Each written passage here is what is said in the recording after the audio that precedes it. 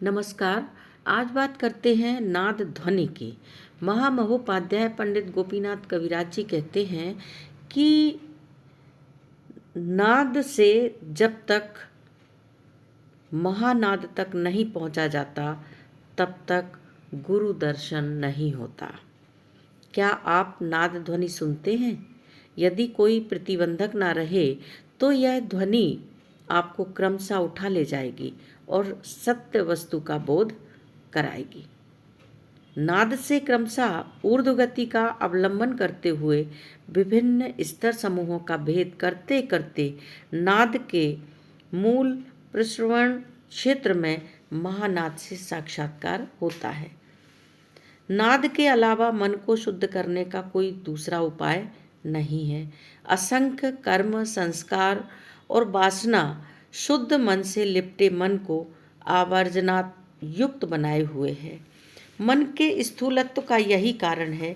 इस स्थूलता के कारण मन इंद्रियों के आकर्षण से आकृष्ट होकर निरंतर बहिर्मुख की ओर दौड़ता है और विषय ग्रहण के लिए प्रवृत्त होता है। नाद के प्रभाव से मन की आवर्जना क्रमशः दूर होते रहने पर मन धीरे धीरे सूक्ष्म अवस्था प्राप्त करता है और मन की अंतर्मुखी गति भी सिद्ध होती है। मन की निर्मलता सम्यक रूप से सिद्ध होने पर मन को इंद्रियां आकर्षण करके बाहर नहीं निकाल पाती। वास्तव में उस समय मन इंद्रियों के अधीन नहीं रहता। मन की जो स्थिति भूमि है, इंद्रिय स्रोत वहाँ प्रविष्ट नहीं हो पाता। लिहाजा मन की उस अवस्था में रूप, रस, शब्द, स्पर्श, गंध में बाह्य जगत मन को विचलित नहीं कर पाता। यही मन की स्थिरता है। इस अवस्था में प्रतिष्ठित होने पर ऊर्ध्व आकर्षण के प्रभाव से मन क्रमशः ऊर्ध्व की ओर उन्नत होता है। मन की ऊर्ध्व गति के अनुपात से चैतन्य शक्ति का विकास क्रमशः संपन्न होता है। पहले शोधन, इसके बाद बोधन, यही नियम है। मन शुद्ध होकर क्रमशः प्रबुद्ध होता रहता है। अंतर्मुखी गति के द्वारा मन इंद्रियों के सम स्पर्श से छुटकारा पा जाता है और अचल अवस्था में स्थित हो जाता है। ऊर्ध्वमुखी गति के द्वारा स्थिर मन क्रमशः चैतन्य शक्ति रूप में परिणत होता है। जिस स्थान पर ऊर्ध्व गति का अवसान है वहीं मन निवृत्त होकर एकमात्र चैतन्य शक्ति में ही विराजमान हो जाता है। यही मन की उन्मनी अवस्था है। इसी जगह से भगवत दर्शन के मार्ग का पता लगता है। मनोराज्य में अवस्थान करते हुए यथार्थ भगवत दर्शन संभव नहीं है। अगर नाद ध्वनि बराबर श्रवण होती रहे तो वह यदि अखंडित रूप से चलती रहे तो उससे मन की अंतर्मुखी और ऊर्ध्वमुखी दोनों गतियां सिद्ध होंगी। फिर चरम अवस्था में आत्मा में ही परमात्मा का साक्षात्कार प्रकट हो जाएगा। बिंदु महामाया स्पंदित होकर नाद रूप में परिणत हो जाएगी। महामाया कुंडलिनी शक्ति का ही नामांतर है। द्वैतवादी लोग इसे चिदाकाश कहते हैं। चित शक्ति के संघर्ष से चिदाकाश स्पंदित होकर जब चैतन्य रूप शब्द अथवा नाद में परिणत होता है तब सद्गुरु की अनुग्रह शक्ति की किरणें विकीर्ण होने लगती हैं। नाद रूपी चैतन्य ज्योति का आश्रय लेकर जीव को परम पद में पहुंचना होगा। नाद अनुसंधान को लय का प्रधान उपाय के रूप में मानते हुए शास्त्रकारों ने कहा है कि जब तक नाद स्वतः सिद्ध भाव से स्फुरित नहीं होता तब तक मन को संलग्न करने का कोई आधार नहीं मिलता। किंतु जिनके नाद खुल गए हैं उनके लिए मन का संस्कार करने के लिए अलग से प्रयास करने की आवश्यकता नहीं है। जिस प्रकार गंगोत्री से गंगा अवतीर्ण होकर समुद्र की ओर बढ़ती है, ठीक उसी प्रकार बिंदु से नाद उत्थित होकर महाज्योति की ओर निरंतर प्रवाहित होता रहता है। नाद अभ्यास ही वस्तुतः कर्म है। यही क्रमशः ज्ञान में पर्यवसित होता है। कारण प्रवृत्ति मुख में जो ध्वनि है, निवृत्ति मुख में वही ज्ञान है। जिस चिदाकाश से नाद रूप में ध्वनि उत्पन्न हो रही है, मन संयोग के साथ साथ जब वही ध्वनि प्रतिनिवृत्त होकर पुनः अपने उत्पत्ति स्थान चिदाकाश में उपनीत होगी, तब फिर ध्वनि श्रुत नहीं होगी और न मन की सत्ता का अनुभव होगा। यही है आत्मज्ञान विकास का संधि क्षण। वास्तव में तब शब्द नहीं रहता, किंतु मन की गति निरुद्ध होने के कारण यह निरुद्ध हो जाता है। चैतन्य के क्षेत्र में आत्मस्वरूप प्रकट हो जाता है। कारण शब्द से ही जगत की सृष्टि हुई है। जब शब्द का गतिरोध हो जाता है, तब जगत दर्शन नहीं रहता। इसलिए नित्य सिद्ध एकमात्र आत्मस्वरूप ही स्वप्रकाश में विराजमान रहता है। अब नाम जप करते करते ध्वनि अथवा नाद का विकास होता है, इसे अनुभव किया जाता है। नाद एक होने पर भी इसमें अनंत प्रकार की सूक्ष्म विचित्रताएं हैं। जिस प्रकार एक ही तरह के प्रकाश में अनंत प्रकार के रूप प्रकट होते हैं, उसी प्रकार एक ही महानाद में अनंत प्रकार के खंड शब्द निहित रहते हैं। महानाद का सहारा लेकर समग्र सृष्टि प्रकाश पा रही है। केवल हमारा जगत ही नहीं, लोक लोकांतर समन्वित अनंत जगत भी उसी एक महानाद में ही प्रकाशमान होता है। इसके एक एक अंश को एक एक खंडनाद कहा जा सकता है। देह के सहारे असंख्य चक्र आवर्तित हो रहे हैं। सभी चक्रों के आवर्तन से ही देह चैतन्यमय के रूप में प्रतीत होता है। क्षुद्र बृहद कितने चक्र हैं, सभी अपने अपने वेग से आवर्तन कर रहे हैं।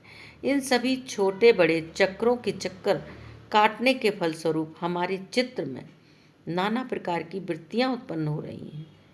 ये सभी वृत्तियां मानसिक भावपुंज सभी चक्रों के आवर्तन के फलस्वरूप अनुभव के अलावा अन्य कुछ नहीं है। यही हमारी जागतिक अभिज्ञता है। जिस प्रकार एक मशीन में छोटे बड़े नाना प्रकार के पहिए अनवरत घूमते रहने पर आवाज़ें होती हैं, यह भी कुछ हद तक उसी तरह का है। ये सभी शब्द ध्वन्यात्मक हैं। प्रति यंत्र के शब्द भिन्न हैं, किंतु यंत्र बहुसंख्यक होने के कारण सभी की ध्वनियाँ एक साथ सुनाई देती हैं। तो इस तरह से गुरु प्रदत्त नाम या मंत्र यथाविधि अभ्यास कर लेने पर उससे भी ध्वनि प्राप्त होती है। यह ध्वनि विशुद्ध है। इस ध्वनि को शुद्ध करके वह अपने स्वरूप में परिणत करती है। ध्वनि मूल वस्तु नहीं है, वह ज्योति के बहिर्मुखी क्रिया जनित अनुभूति मात्र है। ज्योति अपने आप में विश्रांत न होकर बाहर की ओर उन्मेष प्राप्त कर लेने पर ज्योति के चारों ओर अखंड ध्वनि मंडल सृष्ट होता रहता है। यही ध्वनि मंडल बहिर्उन्मेष या बाह्य भाव की अधिकता के कारण अशुद्ध ध्वनि में परिणत होकर वायु के सहयोग से वर्णमाला के रूप में प्रकाशित होती है।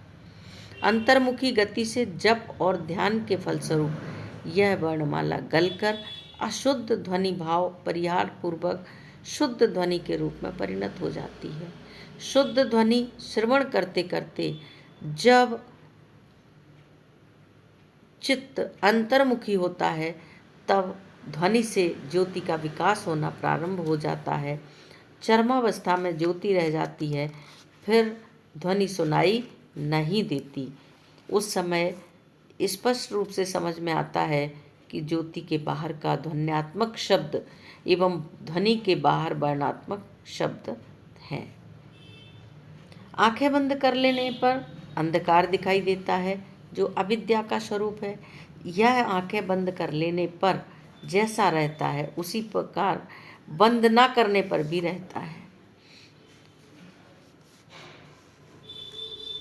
ज्योति का विकास और स्थिति होने पर पूर्वोक्त अंधकार हमेशा के लिए तिरोहित हो जाता है। ज्योति में स्थिति प्राप्त कर लेने तथा अभिभूत न होने पर ज्योति में रूप का आविर्भाव स्पष्ट रूप से देखने में आता है। इस ज्योति के साथ रूप का संबंध दो प्रकार से उपलब्ध होता है।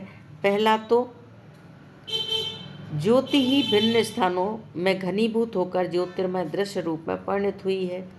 जिस प्रकार समुद्र का जल स्थान स्थान पर जमकर बर्फ का पहाड़ बन जाता है, ठीक यही रूप यहाँ होता है। ज्योति घनी रूप होकर रूप नहीं बनी है, किंतु रूप से ही चारों ओर ज्योति विकीर्ण हो रही है, यही उच्च अवस्था है। ज्योति में इच्छा की लीला के अनुसार इस रूप में विकास संभव होता है। जिस साधक की इच्छा शक्ति ज्योति में प्रवेश कर अस्तमित हो जाती है, वह उस महाज्योति में डूब जाता है। यही परावस्था है।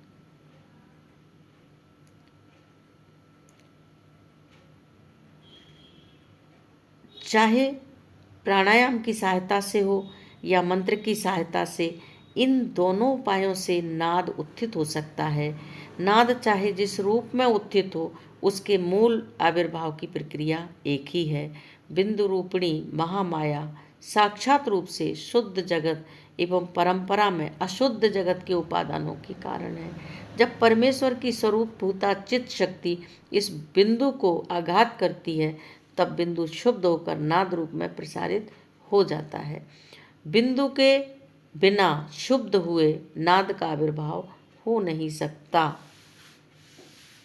और महाशक्ति का स्वतंत्र मूलक आघात के बिना बिंदु का क्षोभ संपादित नहीं होता। बिंदु क्षुब्ध होकर जिस प्रकार एक और शाब्दी सृष्टि रूप में आविर्भूत होता है, उसी प्रकार दूसरी ओर आर्थी सृष्टि रूप में आविर्भूत होता है। मंत्र, मंत्रेश्वर, मंत्र महेश्वर तथा अन्य सभी शुद्ध जगत के अधिवासी वर्ग के देह और कर्ता इस क्षुब्ध बिंदु से सृष्टि के प्राक काल में जन्म लेते हैं। शब्द के साथ अर्थ के वाच्यवाचक संबंध होने पर दोनों के मूल में बिंदु के अलावा कुछ शेष नहीं रहता।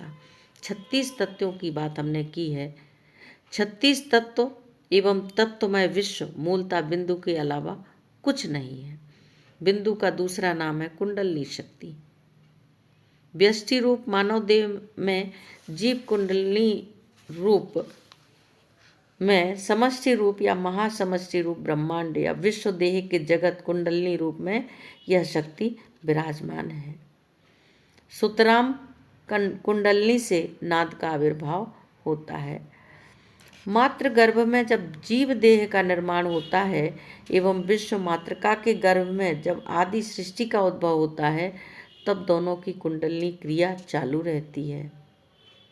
किंतु साधक जब नाद को अभिव्यक्त करने की इच्छा करता है, तब उसे संघार अथवा प्रत्यावर्तन मार्ग में करना पड़ता है।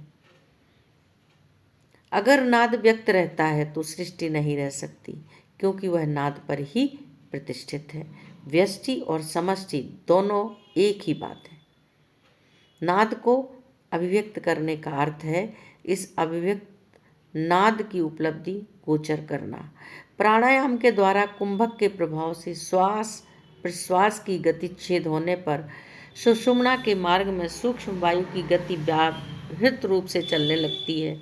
उस वक्त मन इड़ा पिंगला मार्ग परिहार कर जिस अनुपात से सुषुम्ना मार्ग में प्रविष्ट होता है, उसी अनुपात से सुषुम्नास्थ नाद ध्वनि सुन पाता है। सुषुम्ना का शून्य मार्ग, शून्य ही आकाश, नाद ही उसका धर्म। इसलिए जब तक आकाश या व्योम पथ में प्रवेश नहीं होता, तब तक नाद श्रवण कैसे हो सकता है। कुंभक के द्वारा ही इस व्योम पथ में प्रवेश किया जा सकता है। प्रवेश के साथ साथ मन के योग रहने पर निबंधन नाद की उपलब्धि होती है। वास्तव में मंत्र नादमय है। बिंदु शुद्ध होकर ही मंत्र का स्वरूप लेता है। मंत्र का देह वैंदव है। मगर हमारे अचैतन्य के कारण इस नाद रूपी मंत्र में नाना प्रकार के आवरण आ गए हैं। जब आदि एवं अन्य प्रकार के प्रभाव से इस आगंतुक को अपसारित करने पर मंत्र की नादमयता अनुभूत होती है। आकाश में सूर्य के उदय होने पर भी मेघाच्छन्न होने के कारण जिस प्रकार उसकी उपलब्धि गोचर नहीं होती, ठीक उसी प्रकार मंत्र के नादमय होने पर भी आवरण के कारण नादमयता अनुभूत नहीं होती।